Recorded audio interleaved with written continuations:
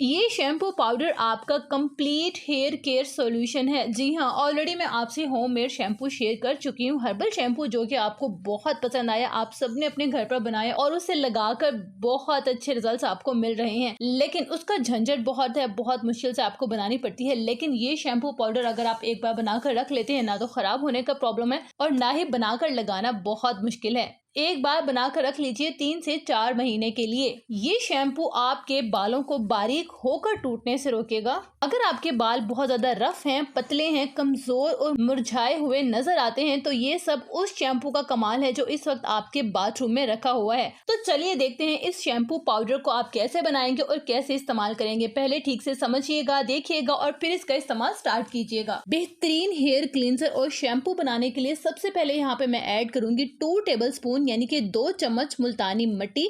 मुल्तानी मट्टी यहाँ पे मैं क्यों इस्तेमाल कर रही हूँ ये भी आपको डिटेल से बताऊंगी, पहले आप ठीक से समझ लीजिए। ठीक हो गया। सेकंड मैं इसमें ऐड करूंगी मेथरा यानी कि जो मोटे बीज होते हैं ना मेथी के, उसका पाउडर। आप मेथरे को ग्राइंड कर लीजिए, पाउडर आपका रेडी है। 2 टेबल स्पून यानी कि 2 चम्मच मैं इसमें ऐड कर दूंगी। थर्ड में इसमें ऐड करूंगी फ्लैक्स सीड पाउडर यानी कि अलसी के बीजों का पाउडर। अलसी को भी आप घर पर ग्राइंड कर ले, उसका पाउडर रेडी हो जाएगा, कोई मुश्किल नहीं है।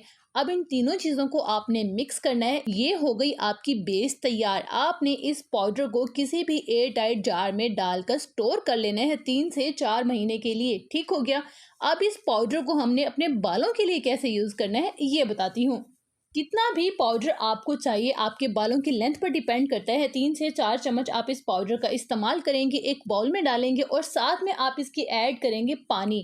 पानी आपने इतना ऐड करना है कि फाइनली ज़बरदस्त सा पेस्ट बन जाए और उसके ऊपर पानी की इतनी लेयर आनी चाहिए, क्योंकि बाद में जब फ्लैक्स सीड और मेथरा पानी को सोक करता है तो वो फूल जाता है और पेस्ट गाढ़ा होने लगता है, थिक होने लगता है। ठीक हो गया। पानी आपने थोड़ा सा ज़्यादा रखना है और इसे आपने रख देना है कम से कम 2 घंटे के लिए। अगर ज़्यादा वेट का टाइम नहीं है तो आप इसे आधा घंटा ज़रूर रख दीजिएगा।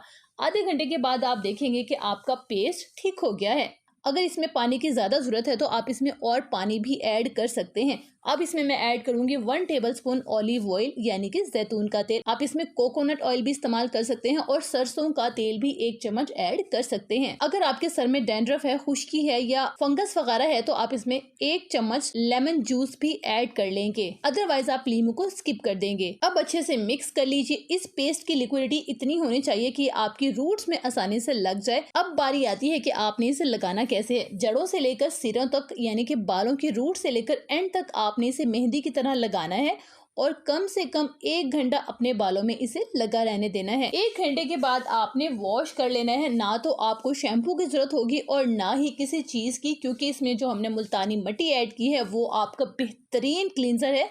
आपके सर को ऐसे नीट कर देगा और ऐसे आपके बाल सिल्की होंगे ना कि आपने एक वॉश के बाद ही मुझे नीचे कमेंट करना है कि आप ही आज तो कमाल हो गया। इतने सिल्की और इतने ज़बरदस्त आपके बाल होने वाले हैं ना कि आपको अपने बालों से प्यार हो जाएगा। तो जल्दी से आकर मुझे आपने कमेंट बॉक्स में बताना है कि आपको इसके कैसे रिजल्ट्स मिले। वीडियो कैसी लगी ये भी मुझे ज़रूर बताइएगा, क्योंकि आपके लिए शैम्पू पाउडर को बहुत रिसर्च और एक्सपेरिमेंट और इस्तेमाल के बाद शेयर किया है।